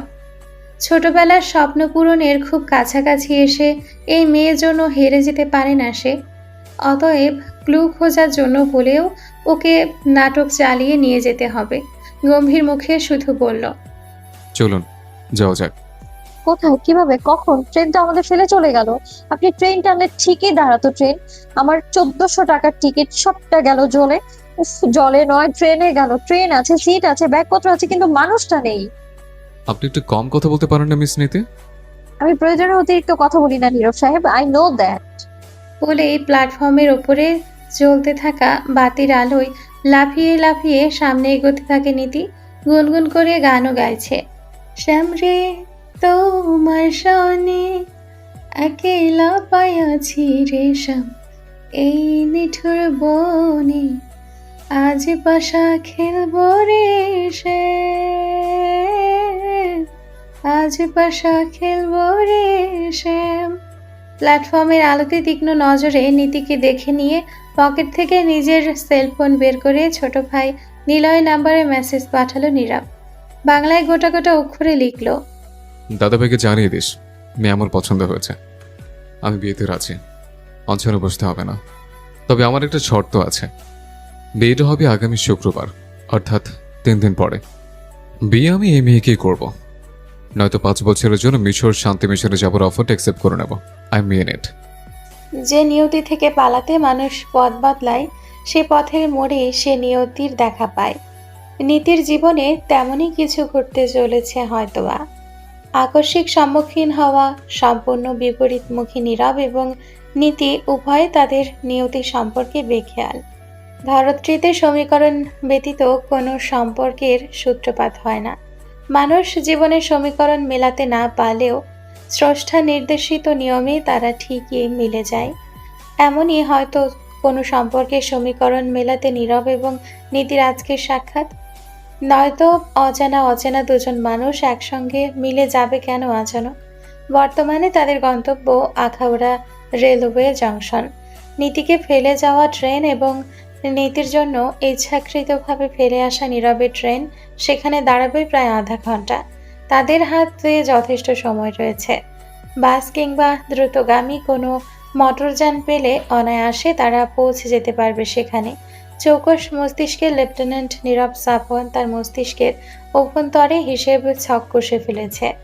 আজ কোনোভাবে ট্রেনে পৌঁছাতে পারলে সে বাকি পথ দরজার কাছে দাঁড়িয়ে থাকবে। প্রয়োজনে আইডি কার্ডের ব্যবহার করে চালকের পাশে বসে যাবে বাকিটা পথ। তবুও এই ভাঙা রেডিওকে নিজের সঙ্গে রাখবে না, পুরো কেবিন এই বাচালকে ছেড়ে দিবে। মস্তিষ্কের নিউরন আজ বুঝি দুটো বেশি ডেড হয়েছে এই মেয়েটার জন্য। পাশাপাশি হাঁটার সময় নীরবের মনে হলো আশপাশটা বড্ড শান্ত। টুপটাপ ঝরে পড়া শিশিরের মিহি শব্দ কর্ণগোচর হচ্ছে। পুরুষালী কঠিন হৃদয়ে উকি ঝুঁকি দেয় বেখেয়ালি মনের আশকারা। ঠিক ওর পাশে হেঁটে আসা মেয়েটি হয়তো এতটা অসহ্য নয়, কিংবা সে কোনো সিক্রেট মিশনেও নেই, বরং নেহাত বোকা ফটকা চালাক এক রূপবতী তরুণী বাইরের দুনিয়া সম্পর্কে বেখেয়াল। বিয়ের ভয়ে বাড়ি থেকে পালিয়েছে। নিজের মধ্যে অন্যরকম রোমাঞ্চকর অনুভূতির সাক্ষাৎ পেল নীরব। মিলিটারির কড়া ট্রেনিংয়ের মধ্যে থাকা নীরবের জীবনে প্রেম বিষয়ক কোনো অনুভূতি আগমনের সুযোগ ছিল না কখনোই। এই রমণীর সঙ্গে ওর বৈবাহিক সম্পর্ক হতে পারে, তবে বেশিক্ষণ স্থায়ী হলো না নীরবের বেখেয়ালি মনের অনুভূতিরা। কারণ হিসেবে সমস্ত নীরবতা ভাঙচুর করে ভেসে উঠল এক তরুণীর কণ্ঠস্বর, এবং নীরব সাফওয়ান আছড়ে পড়ল বর্তমানে। নীরব সাহেব, আপনি সবসময় এমন গম্ভীর মুখে থাকেন। আপনার চিন মাসলগুলোকে মাঝে সাঝে একটু স্ট্রেচিং করবেন, ফ্রিজ হয়ে যাবে তো ওগুলো।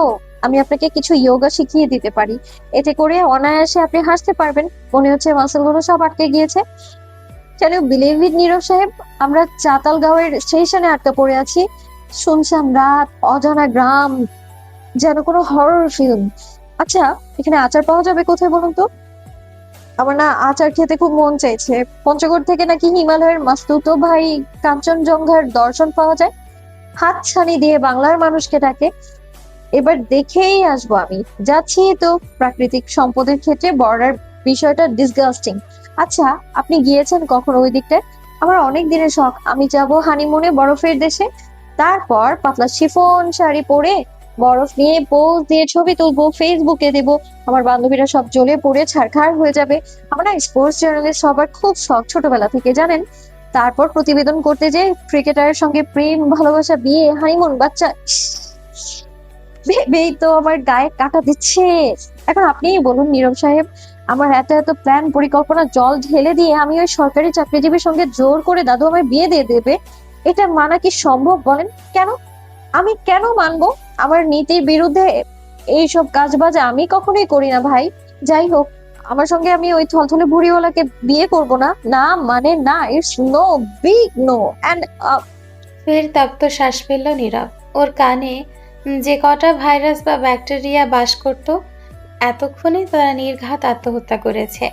কেন সে ট্রেন থেকে নেমে এলো? হাঁটার গতি বাড়িয়ে দেয় নীরব। সেধেই কোন বিপদ ঘাড়ে তুলে নিয়েছে সে। নীরবকে এগিয়ে যেতে দেখে চেঁচালো নীতি। Hello hello angry young man, আবার রেগে গেলেন কেন ভাই? আপনি কি প্রেগনেন্ট? রাতে এত মুড সুইং হচ্ছে কেন আপনার ভাই? বলছি চলার ফাঁকে কথা বলার প্রয়োজন আছে না, নয়তো সময় কাটবে কি করে বলেন তো? হাঁটতে হাঁটতে আচমকা থামলো নীরব, গম্ভীর কণ্ঠে বলল, আপনি কখনো সাইকিয়াট্রিস্ট দেখিয়েছেন? I think you need it badly Miss Niti. আপনাকে উঠিয়ে চিড়িয়াখানে রাখা উচিত। এমন অরিজিনাল পাগল সহস্র বছর পর জন্মায়। সরকারের উচিত আপনার ব্রেন সংরক্ষণ করা। এক নাগাড়ে কথাগুলো বলে থামলো নীরব। তার কান মাত্র দুটো, আর সেখানে এই মেয়ে যা শুরু করেছে তাতে একটা অলরেডি নষ্ট হয়ে গিয়েছে। এমন সাংঘাতিক মেয়েকে সে অলরেডি বিয়ের জন্য হ্যাঁ বলে দিয়েছে। কোন পাগলে কামড়েছে তাকে? চটজলদি পকেট থেকে ফোন বের করে নীরব। ছেলে মানুষই করে মোটেও জীবন নষ্ট করা যাবে না। ফোন চেক করতেই থমকালো, কুঁচকে গেল হৃদয়। মোবাইলটা বন্ধ হলো কেন? খানিকক্ষণ আগেও অন ছিল। আজ সব মুসিবত নীরবের ঘাড়ে এসেই পড়ছে কেন? নীরবের এতগুলো কথা মাথায় প্রসেস করতে খানিক সময় নেয় নিতে। এই হুলোটা ওকে পাগল বলেছে বোঝার পর ক্ষেপে গেল সে। তারপর কিছু বলার জন্য মুখ খোলার আগে নীরব বলল, আপনাকে পাগল বলেছি সেজন্য রেগে গিয়েছেন, তাই না? দাঁত কটমট করে আগুন চোখে নীরবের দিকে চেয়ে ওপর নিচ মাথা নাড়ল নিতে। ঠোঁট টিপে হেসে বলল, আই নিউ ইট। পাগলকে যদি পাগল বলা যায় তাহলে তারা আরো বেশি রেগে যায়, যেমন আপনি রেগে গেলেন। What rubbish! আমি পাগল আর আপনি কি নিজেকে কি টম ক্রুজ মনে করেছেন? অ্যাকশন মুভির হিরো? হ্যাঁ, জিন না, মোটেও না। সবসময় কোষ্ঠকাঠিন্যের সমস্যা বয়ে বেড়ানো এক কিম্ভূত লোক আপনি। আমারই ভুল, আপনার কাছে হেল্প চেয়ে আমি সবচেয়ে বড় ভুল করে ফেলেছি। ধুর, এখন আমি নাকে খত দেব, প্রয়োজনে রেল লাইন ধরে হেঁটে হেঁটে বাসায় ফিরে যাব, তাও আপনার হেল্প আমি নেব না। একটু হেল্প চাইলাম আর অমনি সুযোগ নিয়ে খোঁটা দিতে শুরু করে দিলেন আপনি। আমি নিজের খেয়াল রাখতে পারি। I have my pepper spray, okay? বলে উল্টো দিকে হাঁটা শুরু করলো নীতি। তবে কিছুটা যাবার পরই বুঝলো বড়ই ভুল করে ফেলেছে সে। কেননা একটু আগে ঘুষি খেয়ে অজ্ঞান হয়ে পড়ে থাকা লোকটা বেশ কয়েকজন সঙ্গী সাথী জুটিয়ে ফিরে এসছে ইতিমধ্যেই। তাদের হাতে বড় লাঠি, আরেকজনের হাতে আবার একটা চাকু। একটা ঢোক গিলে দু কদম পিছিয়ে গেল নীতি। জোর করে হাসার চেষ্টা করে ব্যর্থ হয়ে ছুটে এসে দাঁড়ালো নীরবের পেছনে, বলল, নীরব সাহেব, এবারের মতো আরেকবার ভীষণ ভীষণ করুন না। আমি আপনাকে দোয়া দিব, আপনার সুন্দরী বউ হবে, আপনাকে পাগলের মতো ভালোবাসবে। আপনি উঠতে বলে বসবে, আর বসতে বলে উঠবে। আপনার সব কথা অক্ষরে অক্ষরে পালন করবে না। আপনার বউ আপনাকে মাথায় তুলে রাখবে। নীতির অত কথাতেও অনড় দাঁড়িয়ে রইল নীরব। ফের চেঁচালো নীতি, ফ্রিজ হয়ে গেলেন কেন নীরব সাহেব? দোয়া পছন্দ হয়নি? আপনি পারবেন তো মারামারি করতে? দেখুন, আমি আপনাকে একটু হেল্প করতে পারি, কিন্তু এরা পুরো গ্যাং নিয়ে এসেছে, চাকুও আছে। আমি বরং পেপার স্প্রেটা আপনাকে ধার দিই, আপনি ওদের কাছে গিয়ে চোখে মেরে আসুন, বাকিটা আমি সামলে নেব। নীরব সাহেব শুনছেন? চিন মাসেলের সঙ্গে আপনার বডি মাসেল ফ্রিজ হলো নাকি আবার? আপনার দোয়া আমার পছন্দ হয়নি মিস নীতি, তাই ফাইট করতে পারছি না। তাছাড়া ওরা আমাকে বিরক্ত করেনি, আমার জন্য আসেনিও, এসেছে আপনার জন্য। সুতরাং প্রবলেমটা আপনার। আপনি বরং ফাইট করুন, আমি এনজয় করি। বলেই প্ল্যাটফর্মের বাইরে রাখা সিমেন্টের তৈরি বেঞ্চিতে বসলো নীরব, বেশ আয়েশ করে, পায়ের ওপর পা তুলে। হতবাক হয়ে নীরবের কাণ্ড কারখানা দেখতে থাকে নীতি। বিস্ময় নিয়ে বলল, এমন পরিস্থিতিতে আপনি মশকরা করেন আমার সঙ্গে? ওরা চলে এলো, কিছু করুন। ও ভাই সাহেব, হ্যালো। আপনি হাত পা গুটিয়ে এভাবে বসে থাকলে তো পুরুষ জাতির চরিত্রে কলঙ্ক লেপটে যাবে রে ভাই। আপনি একটা সিগমা পুরুষ, আলমা মেল। প্লিজ হাতে চুরি পরে বসে থেকে নিজের ইমেজ নষ্ট করবেন না। আমার মতো beauty with shape and fierce ব্রেইনের মেয়ের সামনে আপনার ইজ্জতে ফালুদা হয়ে যাবে রে ভাই। দেখুন, আমি কাউকে বলবো না আপনার জ্যাকেটের সিক্রেট। নীরব সাহেব, আপনি আমার সেভিয়ার, সিগমা পুরুষের পারফেক্ট উদাহরণ আপনি। আপনার মতো সুদর্শন পুরুষ আজ পর্যন্ত আমি কাউকে দেখিনি। You are the best man. তবে নীরব তখনও অনড় নিজ সিদ্ধান্তে। উপরন্তু ওই লোকগুলো এসে চেপে ধরল নীতিকে। মোচড়ামুচড়ি করতে থাকে নীতি। বলল, দেখ, তোদের কিন্তু আমি ওই টোকাইগুলোর পাশে ভর্তিও করাবো না। হসপিটালে যাবার মতো সময়ও পাবি না। ছেড়ে দে বলছি নীরব সাহেব। ও নীরব সাহেব, আরে ভাই তোরা আমায় ধরছিস কেন? এই যে ভাই, আপনাকে আমি ঘুষি মেরেছি, তো এসে আমাকে পাকড়াও করলেন কেন? ওই বেটা হুড়োকে ধরুন না। ঘুষি খেয়ে অজ্ঞান হয়ে যাওয়া লোকটি চাইলেও নীরবের দিকে এগোচ্ছে না। ওর টার্গেট নীতি, কেননা একবার যে ঘুষি খেয়েছে এতে চাপা দাঁত নড়ে গিয়েছে বেশ কয়েকটা। উন্মুখ হবার কথা সে চিন্তাও করতে পারে না, তাই এসে আগে ধরেছে নীতিকে। বাকি ছেলেপুলেও তাই করেছে। নীরবের দিকে মোটেও এগোচ্ছে না কেউ। এই লোককে জব্দ করবে নীতিকে বাগে এনে, এমনই প্ল্যান তাদের। তবে মুখে বলল, বেটা লইয়া আমাদের কাম নাই, নতুন আইটেম আমরাই খামু, লোকরে গনার টাইম নাই। বাকি সবাই তাল মেলালো সমসুরে। মশামশি করে নীতি নীরবকে উদ্দেশ্য করে বলল, শালা একটা মেয়েকে হেনস্থা করছে আর তুই বসে বসে সিরিয়াল দেখছিস? আমি নীতি প্রিয়া শাহ একবার ছাড়া পাই তোকে বদদোয়া দিলাম, আমি তোর বউ হবে বিশ্ব বাঁচাল, সারাক্ষণ ঝগড়া করবে, তোর কানের পোকা মেরে ফেলবে একদম। তোর বউ তোকে এত বিরক্ত করবে, দেখিস তোর মনে হবে কচু গাছে ফাঁস দিতে। তুই জ্বলবি বেটা, বিয়ের পর জ্বলে পুড়ে ছাড়খাড় হবি নীরব সাফওয়ান।